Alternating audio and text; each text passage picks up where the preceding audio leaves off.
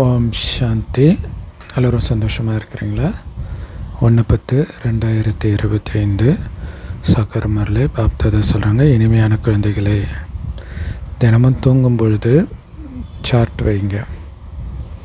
அப்படி அன்றைக்கி எவ்வளோ நேரம் நினச்சேன், யாருக்காவது துக்கம் கொடுத்தனா, என்ன தப்பு பண்ணேன், அது தப்பு பண்ணாமல் இருக்கிறதுக்கு என்ன பண்ணணும், எதில் சரிக்கு விழுந்தேன், எதில் அலட்சியமாக இருந்தேன், இது எல்லாமே நீங்கள் கணக்கு வைக்கும்போது தான் உங்களுக்கு பயம் வரும்.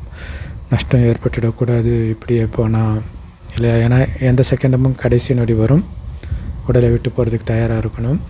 இவ்வளோ அலட்சியமாக இருக்கிற நேரம் உயிர் பிரிஞ்சிருந்தால் என் நிலைமை என்ன இருக்கும் அப்படிங்கிற ஒரு பயமும் வரும். இன்னொன்று, சேமிப்பாகாமல் நஷ்டமாகுதே அப்படிங்கிற பயமும் வரும். கேள்வி: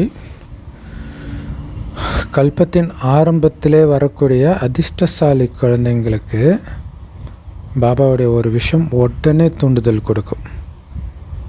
அது என்ன? நினைவுக்காக பாபா என்னென்னலாம் யுக்தி சொல்கிறாரோ அது உடனே குழந்தைங்களுக்கு டச் ஆகிட்டே இருக்கும். பாக்கியசாலி குழந்தைங்களுக்கு, ஆரம்பத்தில் வரக்கூடிய உயர்ந்த பதவி அடையக்கூடிய குழந்தைங்களுக்கு உடனே ஓகே இப்படி பண்ணணும், இதோ இப்போ சார்ட் வைக்கிறது சொல்கிறாரு இல்லையா. ஸோ அதனால் அவங்க அதை உடனே நடைமுறைக்கு கொண்டுட்டு வருவாங்க.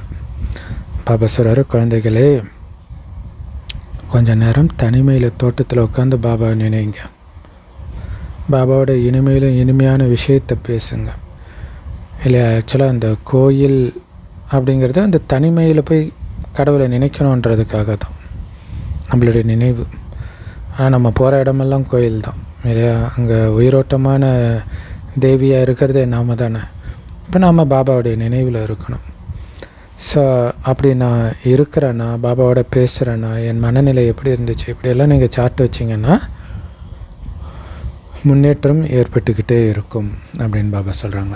ஓம் சாந்தி. மிலிட்ரியில் எடுத்தோடனே அட்டென்ஷன் அப்படின்வாங்க இல்லையா. என்ன அர்த்தம்? சொல்கிறத கவனம் கொடுத்து கேளுங்கன்னு அர்த்தம். வெறும் கால அட்டென்ஷனில் நிற்கிறது மட்டும் கிடையாது. ஸோ அதே மாதிரி தான் பாபாவும் உங்களை ஆத்மான்னு நிச்சயம் பண்ணி அப்பாவை நினைவு செய்கிறீங்களா அப்படின்னு குழந்தைங்களுடைய கவனத்தை ஈர்க்கிறார். அட்டென்ஷன் ப்ளீஸ்னே பாபா சொல்வார் இல்லையா. இதில் அட்டென்ஷன் கொடுங்க, கவனம் கொடுங்க. உடம்புன்றதை மறந்து ஆத்ம நிலையில் நிலைச்சிருந்து அப்பாவை நினைக்கிறேனா அப்படின்னு கவனம் கொடுங்க. ஏன்னா இதை விட்டால் பாபா மறுபடியும் இந்த ஞானத்தை கொடுக்க முடியாது.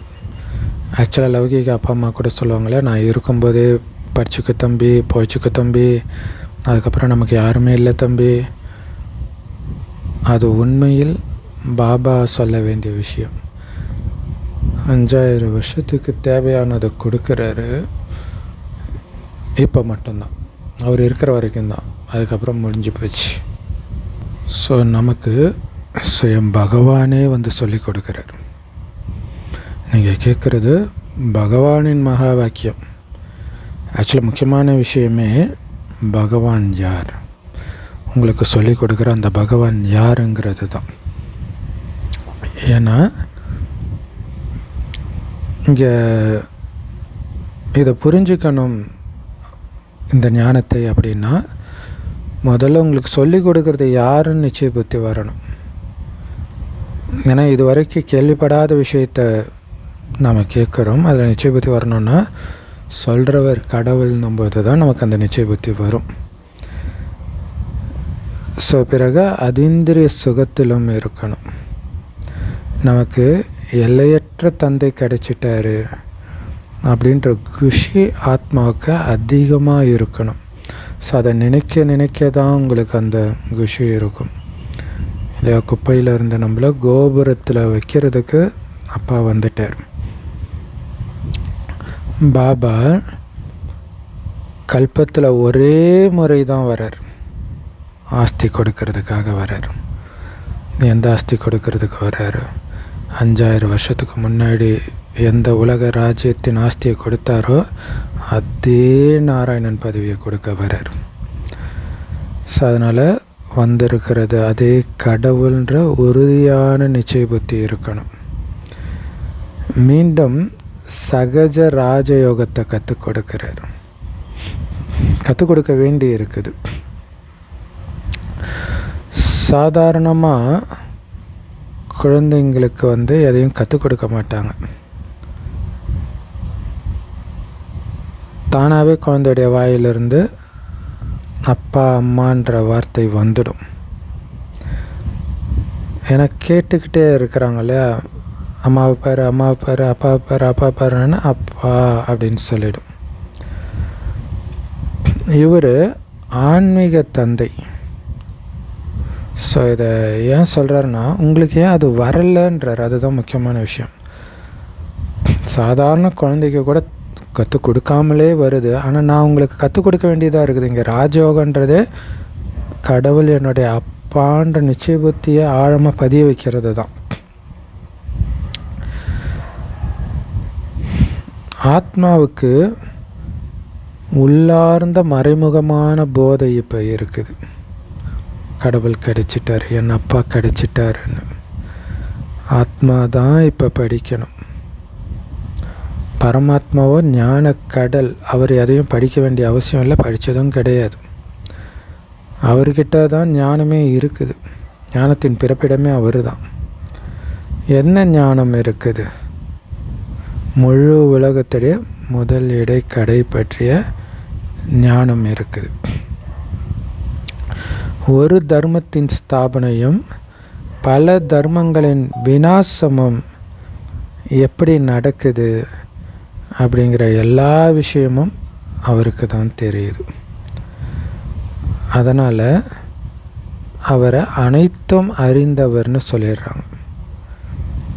ஆனால் உண்மையில் அவர் தெரிஞ்சுக்கிட்டது சிருஷ்டி ஆரம்பத்தில் கடைசி வரைக்கும் என்ன நடக்குது, கடைசியில் எப்படி அழிந்து மறுபடியும் ஒரே தர்ம ஸ்தாபனை ஆகுதுன்றது தான் அவருக்கு தெரியுது. ஸோ இதுதான் உலகத்தின் ஞானமே, ஒட்டுமொத்த உலகத்தை பற்றிய ஞானம். அதனால் அனைத்தையும் அறிந்தவர்னு சொல்லிடுறாங்க. ஆனால் அதுடைய அர்த்தம் மனிதர்கள் புரிஞ்சிக்காமல் அவங்க மனசில் இருக்கிறது தெரியும், அவர் மனசில் இருக்கிறது தெரியும், அப்படி புரிஞ்சிக்கிறாங்க. ஸோ பாபா நமக்கு புரிய வைக்கிறாரு, மனுஷனாக இருந்துக்கிட்டு இந்த படைப்புடைய முதலீடை எவ்வளவு காலம் நடக்குது, திரும்ப எப்படி அதே நடக்குது, இது எதுவுமே தெரியல அப்படின்னா அவங்கள என்னன்னு சொல்கிறது அப்படின்னு ஸ்லோகன் எழுதுங்க. இல்லையா, உங்களை பற்றியே தெரியலன்னா நீங்கள் மனிதனாக பிறந்ததே வேஸ்ட்டுன்னு எழுதுங்க. அதிலும் குறிப்பாக இது திரும்பவும் நடக்குன்ற வார்த்தை ரொம்ப ரொம்ப முக்கியன்றது. உலகத்தில் எங்கேயுமே சொல்லப்படாத ஞானம், நடந்ததே மீண்டும் நடக்கும்ன்றது. ஸோ ஏன்னா ஒரு விஷயத்தையும் நம்ம ஞானத்தில் பாபா திருத்தம் எடுத்துக்கிட்டு வந்துக்கிட்டே தான் இருக்கிறார். கீதையின் பகவான் யார் அப்படிங்கிற இந்த சித்திரம் ரொம்ப நல்லா உருவாக்கி இருக்கிறீங்க. பரமபிதாவை தெரிஞ்சிக்காததுனால தான் பார்க்குறதெல்லாம் பகவானுடைய ரூபம்னு சொல்லிடுறாங்க. உலகத்திலேயே மனிதன் செய்த மிகப்பெரிய நம்பர் 1 தப்பு இதுதான்ற. பார்க்குறதெல்லாம் கடவுள், நடப்பதெல்லாம் கடவுளுடைய செயல் அப்படி புரிஞ்சுக்கிறதுனால அதான் பெரிய தப்புன்ற.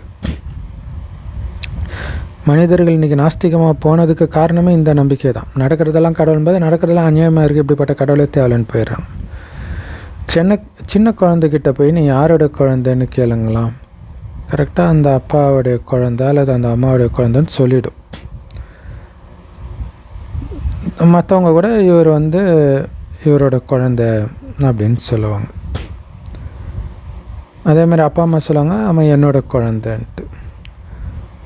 அதே மாதிரி மனிதர்களுக்கு கடவுளை பற்றி தெரியாத காரணத்தினால தன்னையே கடவுள்னு சொல்லிடுறாங்க. தெரிஞ்சிருந்த இல்லையா, அந்த குழந்தை யாரோட அப்பான்னு அந்த குழந்தைக்கு தெரியுது, மற்றவங்களுக்கும் தெரியுது. ஆனால் இங்கே ஆத்மாவோடைய அப்பா யாருன்னு தெரியாததுனால தன்னையே கடவுள்னு சொல்லிடுறாங்க. இத்தனைக்கும் இத்தனை கோயில் கட்டி பூஜை பண்ணுறாங்க, இருந்தாலும் புரிஞ்சிக்க மாட்டுறாங்க கடவுள் தனியாக ஒருத்தர் இருக்காருன்னு புரிஞ்சிக்க மாட்டுறாங்க.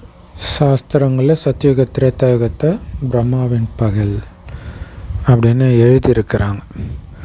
அதுமாதிரி துவாபர கலியுகத்தை பிரம்மாவின் இரவுன்னு எழுதியிருக்கிறாங்க. இப்போ பிரம்மாவுக்கு இரவுனா பிராமணிகளுக்கும் இரவு தான் இல்லையா. ஏன்னா பிரம்மாவுடைய குழந்தைகள், பிரம்மா இருக்கிற இடத்துல தான் அவங்களும் இருப்பாங்க. ஸோ அதெல்லாம் நல்லா தாரணை பண்ணணும். ஸோ யார் நல்ல யோகத்தில், அதாவது பாபா நினைவில் இருக்கிறாங்களோ அவங்களுக்கு தான் இந்த விஷயமெல்லாம் தாரணை ஆகும். நினைவுத்தான் பலம்னு சொல்லப்படுது. நினைவின் பலம், யோக பலம், ஆத்ம பலம், இது எல்லாமே நினைவை வச்சு தான் சொல்லப்படுது. மற்றபடி இந்த ஞானம் வருமானத்துக்கான ஆதாரம். நினைவின் மூலமாக தான் சக்தி கிடைக்கிது. ஆக்சுவலாக அந்த ஞானமே புத்தியில் தங்கணுன்னா நினைவு இருந்தால் தான் தங்கும். இல்லை, நினைவின் மூலமாக ஆத்மாவை பலப்படுத்தும் போது தான் ஞானத்தை அதை கிரகிக்க முடியும். ஏன்னா நினைவின் மூலமாக தான் அந்த சக்தி கிடைக்கிது. அதன் மூலம் பாவம் அழியுது. இல்லைன்னா பாவம் சார்ந்த எண்ணங்கள் தான் உருவாகிட்டு இருக்கும். நீங்கள் புத்தியின் யோகத்தை ஒரு பாபா கிட்ட மட்டும் ஈடுபடுத்தணும், அவ்வளோதான். ஆத்ம பலம் நிரம்பியதாக ஆகிறதுக்கு நீங்கள் பண்ண வேண்டியதெல்லாம் பாபாவை மட்டும் புத்தியினால் நினச்சிக்கிட்டே இருக்கணும். இந்த ஞானத்தை பாபா இப்போ தான் கொடுக்குறார், பிறகு எப்போவுமே கிடைக்காது. முழு கல்பத்திலும் அடுத்த 5000 வருடத்துக்கு கிடைக்காது, எங்கே தேடினாலும். இந்த ஞானத்தை பாபா தவிர வேறு யாரும் கொடுக்க முடியாது. கிருஷ்ணர் கொடுக்க முடியாது, இயேசு கொடுக்க முடியாது, நபி கொடுக்க முடியாது, புத்தர் கொடுக்க முடியாது, யாரும் கொடுக்க முடியாது. மற்ற எல்லாமே பக்தி மார்க்கத்துடைய சாஸ்திரங்கள், சடங்குகள் தான். ஸோ பக்தி மார்க்கத்துடைய சாஸ்திரம், சடங்குகளை எல்லாம் ஞானம்னு சொல்ல முடியாது. ஆன்மீக ஞானமும் ஒரு பாபா கிட்ட மட்டும்தான் இருக்குது. அது பிராமணர்களாகிய உங்களுக்கு தான் கொடுக்குறார். வேறு யாருக்கிட்டையும் இந்த ஆன்மீக ஞானமும் கிடையாது. அப்போ நம்ம எவ்வளோ அதிர்ஷ்டசாலி பாருங்கள். யாருக்கும் தெரியாத ரகசியம் நமக்கு மட்டுமே தெரிஞ்சிருக்குதுன்னு நினைத்தாலே அதிலே பாபா நினைவும் வந்துடும். நமக்கு மட்டும் தெரிஞ்சிருக்குதுன்றது பயங்கர போதையும் கொடுக்கும். உலகத்தில் எத்தனை தர்மங்கள், மடங்கள், வழிகள்லாம் இருக்குது. ஸோ ஆனால் இங்கே தான் கடவுள் உண்மையான ஞானத்தை கொடுக்குறாருன்னு மற்றவங்களுக்கு புரிய வைக்கிறதுக்கு நம்ம எவ்வளோ உழைக்க வேண்டி இருக்குது, எவ்வளோ மாயின் புயல் வருது. ஆனால் மனிதர்கள் எங்கள் படகை கரை சேருங்க அப்படின்னு பாட செய்கிறாங்க. ஆனாலும் எல்லாருடைய படகும் கரை சேர முடியாது. சில படகுகள் மூழ்கி போயிடும், சில படகுகள் நின்றுடும். 2-3 வருடம் ஆகுது சில பாபா குழந்தைங்க தகவலே தெரிய மாட்டேங்குது. நிறைய பேர் அப்படி ஆயிடுறாங்க. சிலர் பிரிஞ்சு போயிடுறாங்க, அங்கேயே நின்றுடுறாங்க. ஸோ அதனால் இதில் அதிக முயற்சி இருக்குது. செயற்கையான யோகா தான் நிறைய இருக்குது. என்னென்னமோ விதவிதமாக யோகா, எத்தனை யோகா ஆசிரமங்கள் இருக்குது பாருங்கள். ஆனால் எதுவும் உண்மையில் ஆன்மீக யோகா ஆசிரமம் கிடையாது. பாபா தான் ஆத்மாக்களுக்கு ஆன்மீக யோகத்தை கற்றுக் கொடுக்குறார். இதுதான் ரொம்ப ஈஸியான யோகமும் கூட. இந்த மாதிரி ஈஸியான யோகம் உலகத்தில் எங்கேயாவது இருக்குதா? சுவாசத்தை கவனிக்க சொல்லுவாங்க, ஓம் சொல்லுவாங்க. இங்கே எதுவுமே கிடையாது. ஜஸ்ட்டு பாபா நினைவிலே இருக்க வேண்டியது தான். எல்லா காரியமும் பண்ணலாம், படுத்தபடியே பண்ணலாம், நடந்த மாதிரி பண்ணலாம். நினைவு இருந்துக்கிட்டே இருக்கணும், அவ்வளோதான். அப்புறம் ஆத்மான்னு உணர்ந்து பரமாத்மா நினைக்கணும். நான் ஆத்மான்னு உணரணும், அது முக்கியம். ஏன்னா ஆத்மா தான் உடம்புல நடிக்குது. அதிகபட்சம் 84 பிறவி எடுக்குது. ஸோ அது எல்லாருக்கும் 84 இருக்காது, குறைஞ்சிக்கிட்டே இருக்கும். ஸோ குழந்தைங்களாகிய உங்களில் கூட சிலருடைய புத்தியில் மட்டும்தான் இந்த ஞானம் பதியுது. அதுவும் ரொம்ப கஷ்டப்பட்டு தான் புத்தியில் இது தாரணை ஆகுது. எங்கே போனாலும் முதல்ல பாபாவுடைய அறிமுகத்தை கொடுங்க அப்படின்னு பாபா முதல் விஷயமாக இதை தான் புரிய வைக்கிறார். உங்கள் தொடர்பில் யார் வந்தாலும் முதல்ல கடவுளுடைய அறிமுகத்தை கொடுங்க. பாபாவுடைய அறிமுகத்தை எப்படி கொடுக்கிறது அப்படின்னு யுக்திகள் உருவாக்கப்பட்டிருக்குது. ஸோ இங்கே வந்திருக்கிறது கடவுள் தான் அப்படின்னு எப்போ மனிதர்களுடைய மனசில் நிச்சயம் ஆகுதோ, நம்பிக்கை வருதோ, அப்போ பாபா சத்தியமானவர் அப்படிங்கிறத புரிஞ்சுக்குவாங்க. அப்போ பாபா இல்லையா, பாபா சத்தியமானவர்னு தெரியும், வந்தது கடவுள் நம்ப வச்சுட்டா போதும். ஏன்னா பாபா கண்டிப்பாக சத்தியமான விஷயத்தை தானே சொல்லுவார். இதில் சந்தேகத்தை எழுப்புறதுக்கு என்ன இருக்குது? ஸோ அவர் சொல்கிறது நினைவு தான். ஸோ நினைவு பண்ணுங்கன்றார். அதில் தான் உழைப்பு இருக்குது. அதில் தான் மாயையும் தடையை ஏற்படுத்தும். அடிக்கடி வெவ்வேறு விஷயத்தை மைண்டில் வர வச்சு பாபா நினைவை மறக்க வச்சிடுது. அதனால தான் பாபா சொல்கிறாரு, குழந்தைங்களே சார்ட் எழுதுங்க. அப்போ தான் யார் எவ்வளோ பாபா நினைக்கிறாங்கன்னு பாபாவுக்கும் தெரியும், அவங்கவுங்களுக்கும் தெரியும். 25% பாபா குழந்தைங்க கூட சார்ட் வைக்கிறது இல்லைன்றார். கேட்டால் நாங்கள் முழு நாளும் நினைவில் தான் பாபா இருக்கிறோன்னு சிலர் சொல்கிறாங்க. பாபா சொல்கிறார், அப்படியெல்லாம் முழு நாளும் யாராலையும் நினைவில் இருக்க முடியாது, ரொம்ப ரொம்ப கஷ்டம் அது. ஸோ வேணா இந்த பந்தனத்தில் சிக்கிட்டு இருக்கக்கூடிய பெண்கள் இருக்கிறாங்க இல்லையா, பயங்கர டார்ச்சரை அனுபவிக்கிற பெண்கள், அவங்க வேணால் இரவு பகலாக பாபா நினச்சிட்டு இருக்க முடியும். ஏன்னா கஷ்டம் வந்தால் தானாகவே புத்தி பாபா கிட்ட தான் இருக்கும்.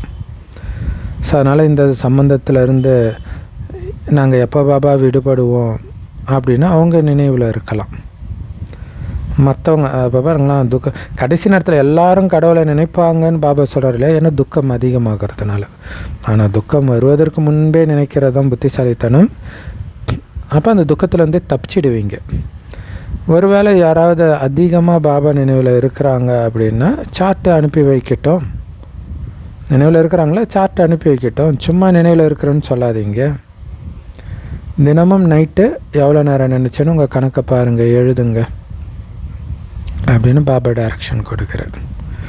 ஸோ அதுக்கு டைரி வைங்க, எவ்வளோ நேரம் பாபா நினைக்கிறேன்னு எழுதுறதுக்கு. அப்போ தான் நமக்கு நஷ்டம் வந்துடக்கூடாதுன்ற பயம் இருக்கும் இல்லையா. இப்போ வியாபாரம் நடத்துகிறவங்க கூட இந்த டைரியில் கணக்கு எழுதும்போது தான் ஐயோ நஷ்டம் வருதே அந்த எச்சரிக்கை உணர்வோடு ஒவ்வொரு காரியமும் பண்ணுவாங்க. அப்படி இல்லைன்னா சுத்தமாக போண்டி ஆகிடுவாங்க. அதே தான் இங்கேயும். ஸோ பாபா பார்த்தா என்ன சொல்லுவார், இவ்வளோ அன்பான பாபாவை இவ்வளோ நேரம்தான் நினைக்கிறீங்களா அப்படின்னு கேட்பார் இல்லையா. ஏன்னா லௌகீக தந்தையை நினைக்கிறீங்க, மனைவியை நினைக்கிறீங்க, அவங்களெல்லாம் நாள் முழுவதும் நினைக்கிறீங்க, ஆனால் என்னை எவ்வளோ கொஞ்சம் நேரம் மட்டும் நினைக்கிறீங்க பாருங்க அப்படின்வார். நீங்கள் சாட்டு எழுதும்போதே பாபா பேசுகிறது உங்களுக்கு ஃபீல் ஆகும். சாட்டு எழுதுனா தானாகவே உங்களுக்கு வெக்கம் வரும்ன்றார். அப்போ இந்த நிலையில் நான் எந்த உயர்ந்த பதவியும் அடைய முடியாது அப்படின்னு உங்களுக்கு வெக்கம் வரும். அதனால தான் பாபா சார்ட்டு வைங்கன்னு அழுத்தம் கொடுக்குறார். பாபா மற்றும் உங்களுடைய 84 பிறவி சக்கரம், இதை நீங்கள் நினைவு பண்ணிக்கிட்டே இருந்தீங்கன்னா சக்கரவர்த்தி மகாராஜா ஆகிடுவீங்க. உங்களுக்கு சமமாக மற்றவங்களையும் மாற்றினீங்க அப்படின்னா தான் பிரஜைகளின் மீது ராஜ்யம் பண்ணுவீங்க இல்லையா. அந்த கருணை உங்களுக்கு சமமாக மற்றவங்களையும் மாற்றணும், மற்றவங்களையும் தூக்கி விடணுன்ற அந்த எண்ணம் தான் உங்களை ராஜாவாக்கும். இது நரன்லேருந்து நாராயணன் ஆகிறதுக்கான ராஜயோகம். அந்த நாராயணன் ஆகிறது தான் நம்முடைய குறிக்கோள். எப்படி ஆத்மாவை பார்க்க முடியாது, புரிஞ்சிக்கலாம் இல்லையா. ஆத்மா இருக்கிறனால தான் உடம்பு அசையுது. அந்த மாதிரி இந்த பிரம்மா உடம்புக்குள்ளே பிரம்மாவுடைய ஆத்மாவும் இருக்குது, சிவபாபாவுடைய ஆத்மாவும் இருக்குதுன்றத பேசும்போது நம்ம புரிஞ்சிக்க முடியும்.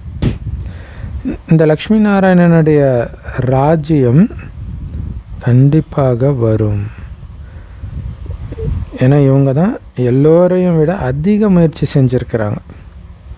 அதனால தான் அந்த உயர்ந்த பட்டத்தை பதவியை அடைஞ்சிருக்கிறாங்க. கண்டிப்பாக இவங்களுக்கு நிறைய பிரஜைகள் இருப்பாங்க. ஏன்னா அந்த அளவுக்கு பிரஜைகளை உருவாக்கி இருக்கிறாங்க, சேவை செஞ்சு உயர்ந்ததிலும் உயர்ந்த பதவியை அடைஞ்சிருக்கிறாங்க. அப்போ கண்டிப்பாக அதிகம் யோகத்தில் ஈடுபட்டு இருந்திருப்பாங்க இல்லையா. அதனால தான் மதிப்போடு தேர்ச்சி அடைஞ்சிருக்கிறாங்க. நினைவு சேவையும் பண்ண முடியுது. நினைவில் இருக்கிறதுனால தான் மாயக்கிட்ட சிக்காமலும் இருக்க முடியுது. இன்னொன்று நினைவுனாலேயும் சேவை நடக்குது சுப சங்கல்பத்தின் மூலமாக. அதனால தான் மதிப்போட தேர்ச்சி பெறுறாங்க. அப்படி இருக்கும்போது ஏன் நம்மளால் மட்டும் அப்படி ஆக முடியல, ஏன் பாபா நினைவிலே இருக்க முடியல அப்படின்னு காரணத்தை நீங்கள் கண்டுபிடிக்கணும். ஸோ தொழில் போன்ற விஷயங்களில் அன்றாட பிரச்சனைகளை புத்தி அதிகமாக போயிடுது. ஸோ அதிலிருந்து உங்களுடைய புத்தியை விலக்கி நேரத்தை ஒதுக்கி இந்த பக்கம் அதிக கவனம் கொடுக்கணும். பாபாவை நினைக்கிறதுல, சொர்க்கத்துக்கு போகணுங்கிறதுல அதிக கவனம் கொடுக்கணும், அந்த நினைவிலே இருக்கணும். ஸோ அதனால் அடிக்கடி கொஞ்சம் நேரம் ஒதுக்கி தோட்டத்தில் தனியாக போய் உட்காருங்க, இல்லை வாக்கிங்காவது போங்க தனியாக. அப்போ தானாகவே பாபா நினைவு இருக்கும். இல்லை நினைவுக்காகவே போங்க. பெண்கள் அந்த மாதிரி போய் எங்கேயாவது போய் உட்காந்துக்க முடியாது, வீட்டை பராமரிக்கணும் இல்லையா. ஸோ ஆண்களுக்கு இது ரொம்ப ஈஸி. பாப்பா சொல்கிறது அந்த காலத்தில் பெண்கள் வேலைக்கு போக மாட்டாங்க இல்லையா. ஸோ இப்போ 2 பேருமே வேலைக்கு போக ஆரம்பிச்சிட்டாங்க. கல்பத்தின் ஆரம்பத்தில் இருந்த பாக்கியசாலைகள் யாரோ அவங்களுக்கு தான் இது புரியும். ஆமாம் இல்லையா. அவங்க அப்படி தனியாக போய் பாபா நினைக்கிறதுனால அவங்களுக்கு தெரியும் அந்த டிஃப்ரென்ஸு. ரொம்ப நேரம் வேறு எதுலேயோ புத்தி மாட்டிட்டுனா டக்குன்னு தனியாக போயிட்டு மூட்டிலே கேட்குறது அல்லது பாபாவை நினைக்கிறது, சக்கரத்தை சுற்றுறது, இந்த மாதிரி இருக்கும்போது அப்படியே மைண்டு ரிலாக்ஸ் ஆகிறதும் அந்த பழைய அமைதி திரும்புறதும் உணர முடியும். ஸோ அந்த ஆரம்பத்தில் அந்த குழந்தைங்களுக்கு இது அனுபவம் இருக்கிறதுனால டக்குன்னு இது புரியுன்றார். இது ரொம்ப ரொம்ப ரொம்ப நல்ல படிப்பு. ஆனால் கண்டிப்பாக ஒவ்வொருத்தருடைய புத்தியும் வித்தியாசமாக இருக்குது இல்லையா. எப்படியாவது பாபா கிட்டேருந்து ஆஸ்தி அடைந்தே தீரணும். ஸோ அடையிறதுக்கான அத்தனை வழியும் பாபா சொல்கிறார். ஆனால் முயற்சி குழந்தைங்க தான் பண்ணணும். வழி தான் பாபா சொல்லுவார். மாயையோடு அவராக சண்டை போடுவார், நீங்கள் தான் சண்டை போடணும். அதுதான் யுத்தத்தில் நான் கலந்துக்க மாட்டேன், வழி மட்டுமே சொல்லுவேன்ட்டு அங்கே கிருஷ்ணர் சொல்லுவார். குழந்தைங்க தான் முயற்சி பண்ணணும். பாபா பொதுவாக வழி சொல்கிறார். ஒவ்வொருத்தரும் தனித்தனியாக கேட்டால் கூட பாபாவால் வழி சொல்ல முடியும். தீர்த்த யாத்திரைக்கு பெரிய பெரிய மலைகளுக்கெல்லாம் போகிறாங்க. அப்போ அங்கே டூரிஸ்ட் கைடு வழி சொல்லுவாங்க. கொஞ்சம் எச்சரிக்கை, இந்த இடத்துல இப்படி நடந்துக்கணும். இப்போ மலை மேலெல்லாம் போனால் சில இடத்துல மூச்சு வாங்கும், அதுக்கு என்ன முன்னெடுவடிக்கை எடுக்கணும், இது எல்லாமே சொல்லுவாங்க. ரொம்ப கஷ்டப்பட்டு போகிறாங்க இல்லை, 3 நாட்டை கடந்து போகிறாங்க கைலாயத்தெல்லாம் பார்க்குறதுக்கு. குழந்தைகளாகிய உங்களுக்கோ பாபா ரொம்ப ஈஸியான வழியை சொல்கிறார்.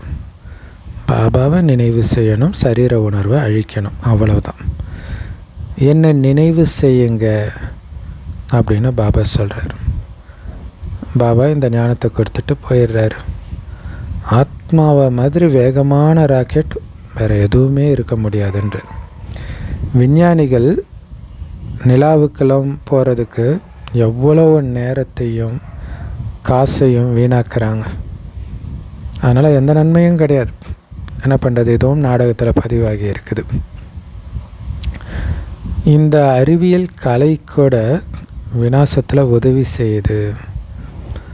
அவர்களுடையது அறிவியல், உங்களுடையது அமைதி. Science silence. அவங்களது சயின்ஸ்னால் நம்மளது சைலன்ஸ். உங்களை ஆத்மானு புரிஞ்சு அப்பாவை நினைவு செய்யணும். இதுதான் ஆழ்ந்த அமைதியாகும். இப்போ பாருங்கள், நம்முடைய பலம் அமைதின்றாரு. அந்த அமைதிக்கு என்ன அர்த்தம்னா, ஆத்மான்னு உணர்ந்து பாபாவை நினைவு செஞ்சுக்கிட்டே இருக்கிறது தான் ஆழ்ந்த அமைதின்றார். நான் ஆத்மா, சரீரத்திலிருந்தே தனிப்பட்டவன். இந்த சரீரம் பழைய செருப்பு இல்லையா. ஆத்மா செத்துட்டான், அவ்வளோதான். அப்படி புரிஞ்சுக்கணும். போகிறதுக்கு ரெடியாக இருக்கிறான். அதனால தான் புதுசாக எந்த உறவுகளையும் உருவாக்காதீங்க, பந்தனத்தை வளர்த்துக்காதீங்க. இருக்கிற பந்தனத்தில் கணக்கு முடிச்சுட்டு வெளியில் வாங்க அப்படின்னு பாபா சொல்கிறார். இந்த சரீரம் பழைய செருப்பு இல்லையா, புது செருப்பு அங்கே சொர்க்கத்தில் தயாராக இருக்குது. அப்போ பழைய செருப்பை விட்டுற வேண்டியது தானே. அதனால் புத்தினால் இருந்தாலும் அது கிடைக்கிற வரைக்கும் இது போட்டுட்டு இருக்கணும். ஆனால் அதில் பட்டு இருக்கக்கூடாது. புது செருப்பு வந்தோடனே குஷியாக பழைய செருப்பை விட்டுட்டு ஓடி போயிடணும். அப்படி தான் சொர்க்கத்துக்குள்ளே போகிறாங்க. ஸோ செருப்புக்கு சமம் இந்த உடல், செம இல்லையா. ஸோ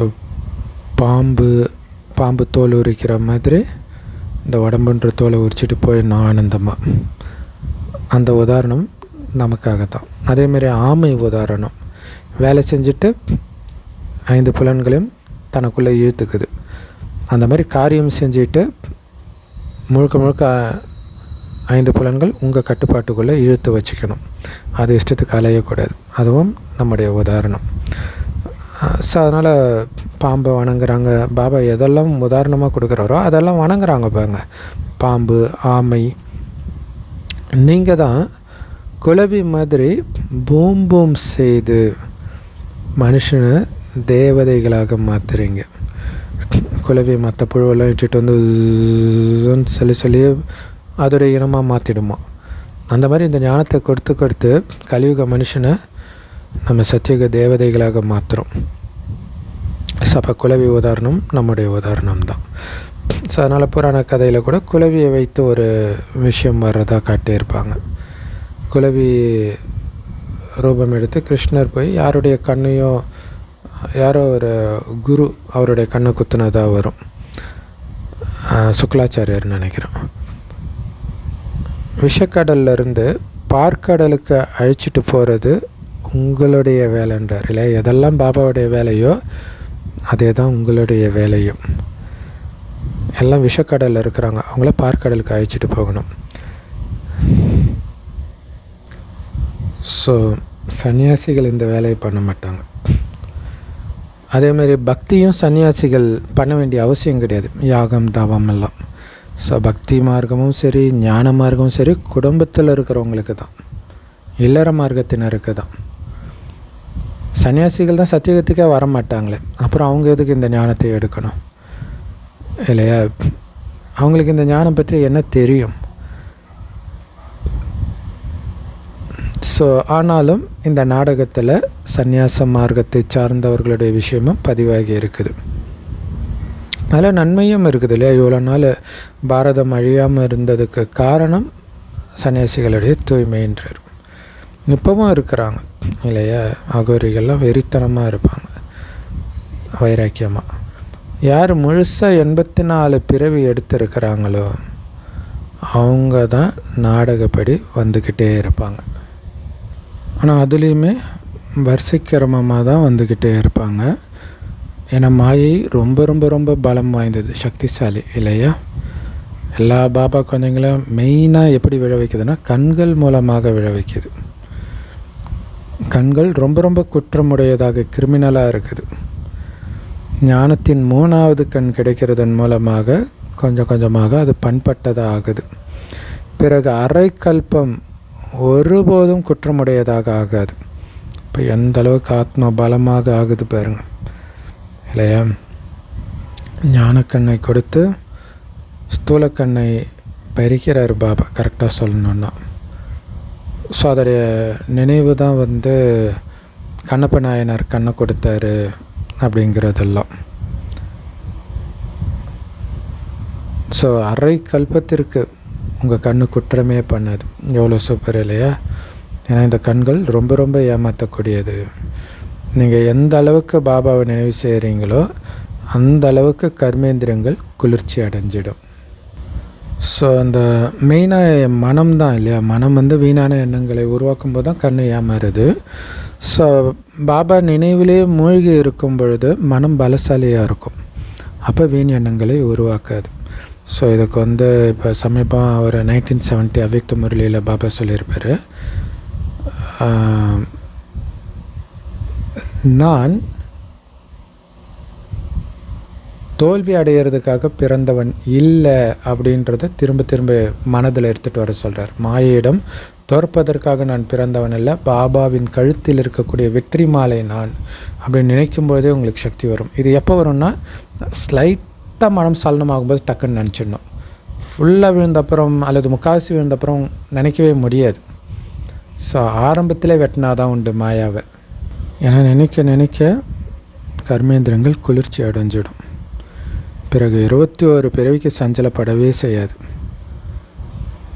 ஏன்னா சத்தியுக திரேதாயுகத்தில் எந்த கர்மேந்திரியமும் சஞ்சலம் அடையாது. எல்லா கர்மேந்திரியங்களும் அங்கே அமைதியாக சதோகுணமுடையதாக இருக்கும். எப்போ தேக உணர்வு வருதோ துவாபரகத்தில், அதுக்கு பிறகு தான் எல்லா அசுரத்தன்மைகளும் ஒன்று பின்னாடி ஒன்றா வந்துக்கிட்டே இருக்குது தேகம் நினைக்கிறதுனால. அதனால்தான் பாபா உங்களை தேக உணர்வுலேருந்து விலக்கி ஆத்ம அபிமானியாக்கிறார், ஆத்மான்னு உணர வைக்கிறார். அரை கல்பத்துக்கு உங்களுக்கு சொர்க்கம் கிடைச்சிடுது. யார் எந்த அளவுக்கு முயற்சி செய்கிறாங்களோ அந்த அளவுக்கு உயர்ந்த பதவி அடைவாங்க. ஆத்ம அபிமானி ஆகணும்னா கண்டிப்பாக உழைக்கணும். பிறகு கர்மேந்திரங்கள் ஏமாற்றாது. ஸோ இங்கே உழைப்பு முயற்சி எல்லாமே உடம்புன்றதே மறந்து ஆத்மா அப்படின்னு உணர்ந்து ஒருவர் அந்த ஆத்மானே பார்க்குறது, அதில் தான் முயற்சி இருக்குது. அது பக்காவாயிடுச்சுன்னா அதுக்கப்புறம் கர்மேந்திரியம் ஏமாத்தாது. ஏன்னா அது உடம்பு ஒரு பணம் மாதிரி ஃபீல் ஆகும். கடைசி வரை யுத்தம் நடந்துக்கிட்டே தான் இருக்கும். எப்போ கர்மாதீத்த நிலையை அடைகிறீங்களோ அப்போ தான் வெளியில் சண்டையும் ஸ்டார்ட் ஆகிடும், யுத்தம் ஸ்டார்ட் ஆகிடும். ஸோ நாளுக்கு நாள் அவங்களுடைய குரல் ஓங்கி ஒலிக்க ஆரம்பிக்கும். யுத்தத்திற்கான இது மரணத்துக்கு ரொம்ப பயப்பட ஆரம்பிப்பாங்க.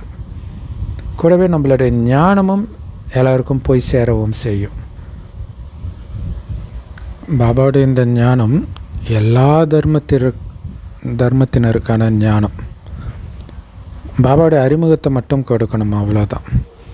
நாம் ஆத்மாக்கள், ஒருவருக்கொருவர் சகோதரர்கள், நம்முடைய அப்பாவை நினைக்கணும். உண்மையிலே எல்லோரும் அந்த ஒரு பாபாவை தான் கடவுள்னு வணங்குறாங்க, நினைக்கிறாங்க. ஆனால் அறிமுகம் இல்லாமல் நினைக்கிறாங்க. ஸோ அந்த உண்மையான அறிமுகத்தை நம்ம கொடுக்குறோம், அவ்வளோதான். இறைத்தந்தைன்னு சொல்கிறாங்க.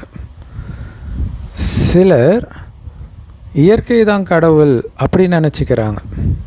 ஆனால் இறைவன் ஒருத்தர் இருக்கார் இல்லையா, அவரை தானே முக்தி அடையணும், ஜீவன் முக்தி அடையணும்னு நினைக்கிறாங்க. மற்றபடி பிறவா நிலைன்னு சொல்கிற அந்த மோட்சமும் இல்லவே இல்லை.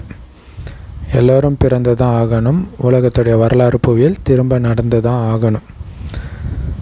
சத்தியுகம் இருந்த பொழுது ஒரு பாரதம் மட்டும்தான் ஒட்டுமொத்த பூமியிலும் இருந்ததுன்னு நாம் இப்போ புரிஞ்சுக்கிறோம். ஆனால் பாவம் மனிதர்களுக்கு எதுவுமே தெரியலை. இந்த லக்ஷ்மி நாராயணனுடைய ராஜ்யம் தான் இருந்துச்சு இல்லையா சத்தியுகத்தில். லட்சக்கணக்கான வருஷத்துக்கு முன்னாடியெல்லாம் அவங்க ராஜ்யம் இல்லை, ஜஸ்ட் 5000 வருடம் தான் ஆகுது. ஆனால் அவங்க லட்சக்கணக்கான வருடம்னு சொல்லிட்டாங்க. ஒருவேளை அப்படி இருந்திருந்தால் இன்றைக்கி மக்கள் தொகை எவ்வளோ அதிகமாக இருக்கும். இயேசு கிறிஸ்துவுக்கு பிறகே நீங்கள் எடுத்துக்கிட்டால் கூட இவ்வளோ ஆகியிருக்கு. ஏன் 100 வருடத்தில் இவ்வளோ ஆகியிருக்குன்னா லட்சக்கணக்கான வருடத்திற்கு முன்பு இருந்தால் இவ்வளோ மக்கள் தொகை ஆகியிருக்கும். இதை கூட மக்கள் யோசிக்க முடியாதவர்களாக இருக்கிறாங்க. அப்படி தான் நம்மளும் இருந்தோம். நினச்சாலே இப்போ ஆச்சரியமாக இருக்குது இல்லையா. பாபா சொல்கிறாரு, இப்போ கலியுகம் முடிந்து சத்தியுகத்துடைய ஸ்தாபனை நடந்துகிட்டு இருக்குது. கலியுகமே முடிஞ்சிடுச்சு, அடுத்த யுகத்துக்கான விஷயம் நடந்துகிட்ருக்கு இல்லையா. நம்மளை பொறுத்த வரைக்கும் கலியுகம் முடிஞ்சிடுச்சு. அதனால தான் நம்மளுடைய குணம் எல்லாமே கலியுகவாசியிலேருந்து முற்றிலும் வேறுபட்டதாக பாபா மாற்றிடுறாரு.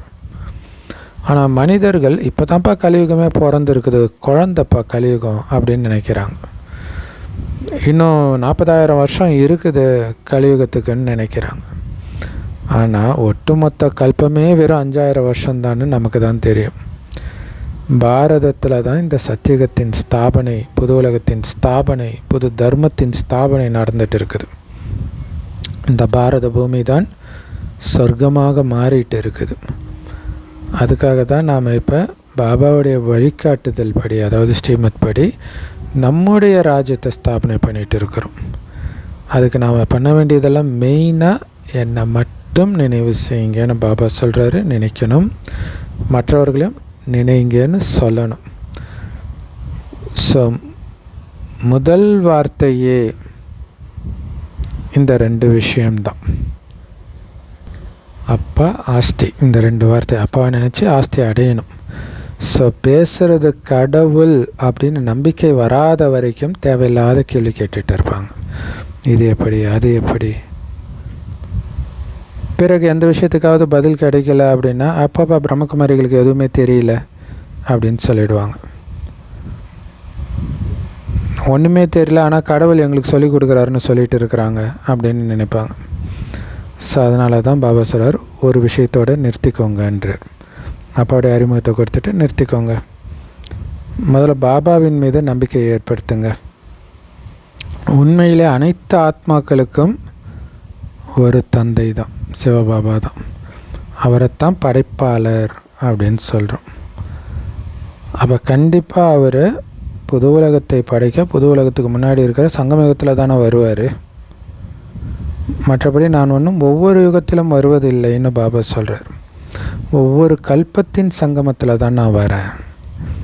ஏன்னா அப்போ தான் புது உலகம் உருவாகுது இல்லையா? ஸோ அப்போ அந்த புது உலகத்தை படைப்பவனாக நான் இருக்கிறேன்னா, புது உலகத்தை படைக்கிற காரியம் நடக்கிற அந்த கல்பத்தின் சங்கமத்தில் தானே நான் வருவேன். நடுவில் எப்படி வந்திருப்பேன்? ஒவ்வொரு யுகத்துக்கும் இடையில் நான் எப்படி வந்திருப்பேன்? நான் பாபா வர்றதே புது உலகத்தை படைக்கிறதுக்கு.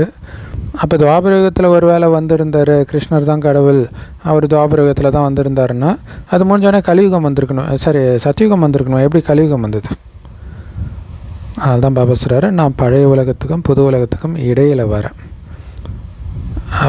புது உலகம் பகல்னுவோம், பழைய உலகத்தை இரவுன்றோம். அப்போ பகலுக்கும் இரவுக்கும் நடுவில் வர்றது தான் அங்கே நரசிம்ம அவதாரத்தில் பகலுக்கும் இரவுக்கும் நடுவில் வந்து அந்த அரக்கனை வந்து நரசிம்ம அவதாரம் எடுத்து வதம் செய்வதாக காட்டியிருப்பாங்க. ஸோ இதை அதேமாதிரி உள்ளேயும் கிடையாது வெளியும் கிடையாது இல்லையா? நம்ம சொர்க்கத்துக்குள்ளேயும் போகல, அது நம்ம வீடு. சொர்க்கத்துக்கு வெளியில் இருக்கிறது கலியுகம், அங்கேயும் இல்லை, வாசலில் இருக்கிறோம், சொர்க்க வாசலில் இருக்கிறோம். ஸோ இதைத்தான் புருஷோத்தம சங்கமயுகம்னு சொல்கிறோம். நீங்களும் இங்கே தான் புருஷோத்தமர்களாக ஆகிட்டு இருக்கிறீங்க. அனைவரிலும் புருஷோத்தமர், உத்தம புருஷர் இந்த லக்ஷ்மி நாராயணன் தான். ஸோ அப்படி ஆகிறது தான் நம்மளுடைய லட்சியம். எவ்வளோ ஈஸியாக இருக்குது பாருங்கள். சொர்க்கத்தின் ஸ்தாபனை நடந்துட்டு இருக்குது அப்படின்னு எல்லோருக்கும் சொல்லுங்கள். குறிப்பாக புருஷோத்தம சங்கமிகம், அந்த புருஷோத்தமன்ற வார்த்தையை போடணுன்றார். ஏன்னா இங்கே தான் நீங்கள் புருஷோத்தமராக, அதாவது கீழான நிலையிலேருந்து புருஷோத்தமராக ஆகுறீங்க. அப்போ அது என்ன புருஷோத்தம சங்கமிகம் அப்படின்னு அவங்களுக்கு தோணும் இல்லையா? அதையும் சொல்லணும் விளக்கம். ஸோ இந்த மாதிரி முக்கியமான விஷயங்களை நீங்கள் மறக்கக்கூடாது. மேலும் சகாப்தத்தின் ஆரம்பத்தையும் நீங்கள் எழுதணும், அதாவது வருடங்களின் தேதியையும் எழுதணும். இங்கே உங்களுடைய ராஜ்யம் முதல்ல ஆரம்பமாகிடுது, மற்றவர்களுடைய ராஜ்யம் முதல்ல கிடையாது. அது சொல்லுவார் இல்லையா?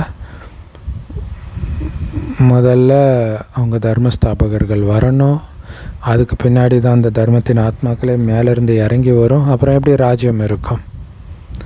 அதுக்கப்புறம் அதுவும் கொஞ்சம் கொஞ்சமாக தான் வரும். அப்புறம் அது வளர்ச்சி அடையணும். கோடிக்கணக்கான மக்கள் வர்றதுக்கு பல வருஷம் ஆகிடும், பல தலைமுறையே போயிடும். அதுக்கு பிறகு தான் அவங்க ஒன்று சேர்ந்து சண்டை போட்டு ராஜ்யம் பண்ண ஆரம்பிப்பாங்க. மற்றவங்கள்த அபகரிக்கிறதுன்னு கூட சொல்லலாம்.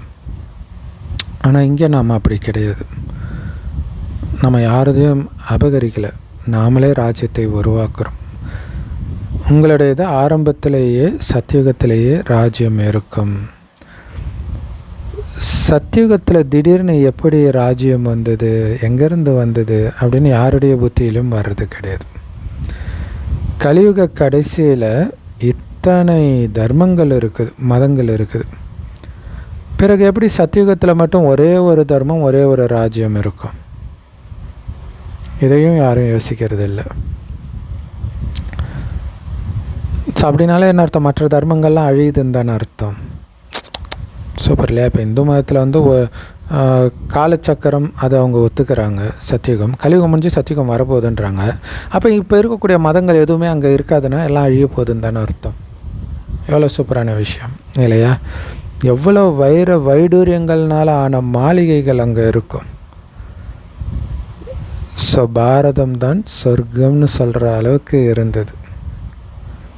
5000 வருடம் தான் ஆகுது அந்த சொர்க்கம் போய், இப்போ மறுபடியும் வரப்போகுது. அப்படி இருக்கும்போது மனிதர்கள் எதை வச்சு லட்சக்கணக்கான வருடத்துக்கு முன்னாடி இருந்துச்சுன்னு சொல்கிறாங்க. எவ்வளோ குழப்பத்தில் இருக்கிறாங்க மனிதர்கள்.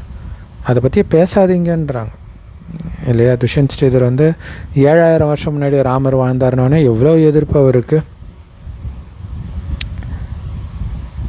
ஸோ மனிதர்கள் அவ்வளோ குழப்பத்தில் இருக்கிறாங்க. யார் அவங்களுக்கு புரிய வைக்கிறது? நம்ம அசுர ராஜ்யத்தில் இருக்கிறோம் அப்படிங்கிறதே தெரியாமல் இருக்கிறாங்க. தேவதைகளுடைய மகிமை தான் சர்வ குணங்கள் நிரம்பியவர்கள் அப்படிங்கிறது. தேவதைகள் கிட்ட 5 விகாரங்களே இல்லை. ஏன்னா அவங்க ஆத்மாபிமானியாக இருக்கிறாங்க. அதனால தான் பாபா சொல்கிறார், முக்கியமான விஷயமே நினைவு தான். நான் ஆத்மான்ற உணர்வும் பாபாவுடைய நினைவும் தான். 84 பிறவி எடுத்து எடுத்து எடுத்து எடுத்து தூய்மை மொத்தமாக இழந்துச்சு. இப்போ மறுபடியும் முழு தூய்மை ஆகணும். அதுக்கு தான் பாபா வந்திருக்கிறார். இதுதான் நாடக சக்கரம். அற்புதமான முரளி கொடுத்த அன்பான தாய் தந்தை பாப்தாதாவுக்கு அன்பு நினைவுகள் மற்றும் காலை வணக்கம். பாபா சொல்கிறாங்க, ஞானத்தின் மூலமாக 3வது கண்ணை அடைந்து ஏமாற்றக்கூடிய இந்த ஸ்தூல கண்களை பண்பட்டதாக்கணும் ஞானக்கண் மூலமாக.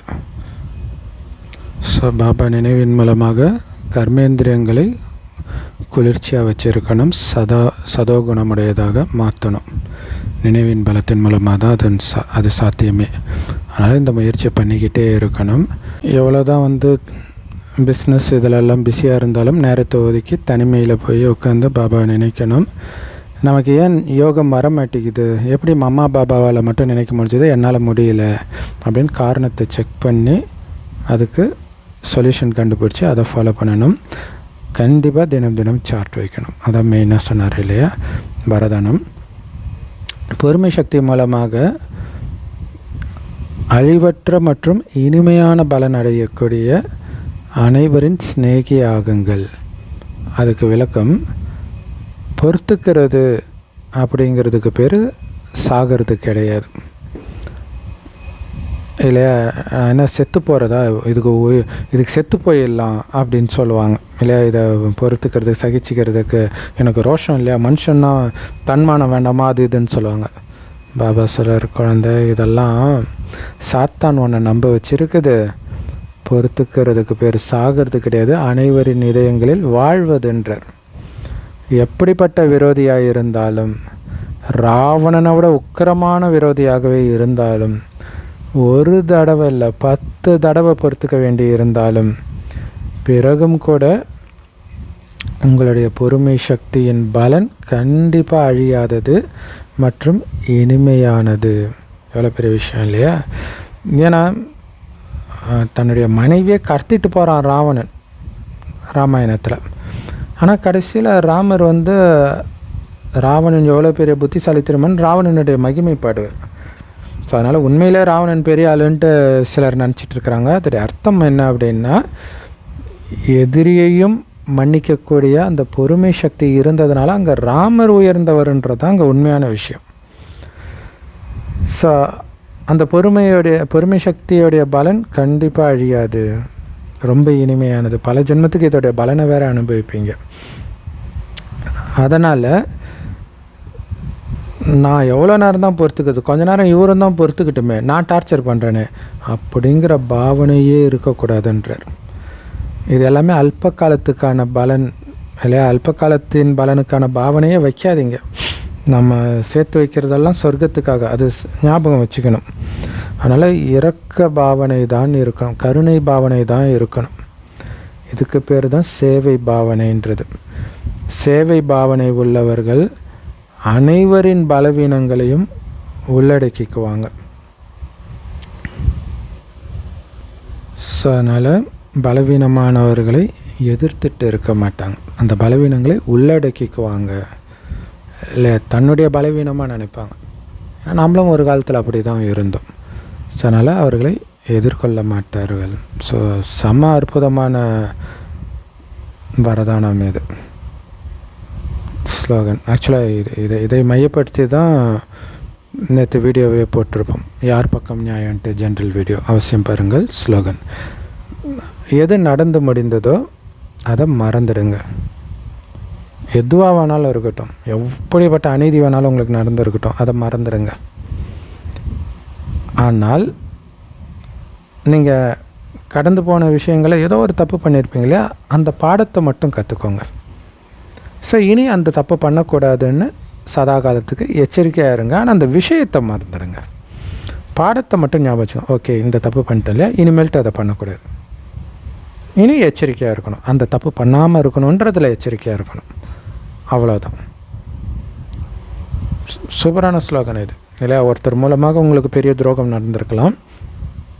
ஸோ அதில் நீங்கள் ஏதோ ஒரு தப்பு பண்ணியிருப்பீங்களே, அதை இனிமேல்ட்டு பண்ணக்கூடாது அப்படின்னு நினைக்கணுமே தவிர, அந்த துரோகம் செய்தவர்களை நினச்சிட்டு அவங்கள எதிரியாக நினைக்கக்கூடாது. அவிக்தேஸ்வரா, உங்களுக்காகவும் மற்றும் எல்லோருக்காகவும் மனதின் மூலமாக யோகத்தின் சக்தியை அதிகப்படுத்துங்க. ஸோ ஜுவாலா ரூப நினைவு அந்த இது முடிஞ்சு இப்போ புதுசாக வந்திருக்கிறாங்க. எப்படி பாப்தாதாவுக்கு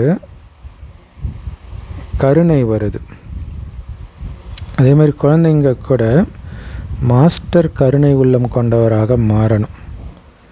அப்படி மாறி தன்னுடைய மனதின் உள்ளுணர்வு மூலமாக ஆத்மாக்களுக்கு பாபா கிட்டேருந்து கிடைச்சிருக்கிற எல்லா சக்திகளையும் கொடுங்க. பாபா நமக்கு கருணையின் மூலமாக தானே நமக்கு சக்தியை நிரப்புறாரு. அதே மாதிரி நீங்களும் கருணை உள்ளமுடையவராகி பாபா கிட்டேருந்து உங்களுக்கு கிடைச்ச சக்தியெல்லாம் மற்ற ஆத்மாக்களுக்கு கொடுங்க. கொஞ்ச நேரத்தில் முழு உலகத்துக்கான சேவையை நீங்கள் முழுமை பெற செய்யணும். கொஞ்ச நேரத்திலேயே இல்லையா. முழு உலகத்துக்கு சேவை செய்யணும், எவ்வளோ சேவை இருக்குது. ஆனால் நேரம் ரொம்ப கம்மியாக இருக்குது.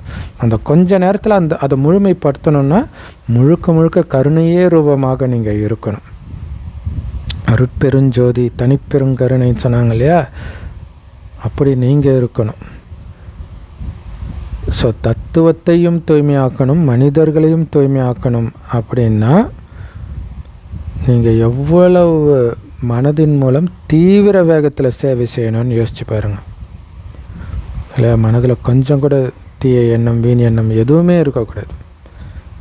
தான் பெற்றது பெருக இவ்வயகன்ட்டு பாபா கிட்டேருந்து அடைந்த அத்தனை சக்தியும் நான் கொடுத்துக்கிட்டே இருக்கிறேன். சூரியன் கிட்டேருந்து ஒளி வாங்கி சந்திரன் ஒட்டுமொத்த பூமிக்கும் கொடுக்குற மாதிரி கொடுத்துக்கிட்டே இருக்கணும்.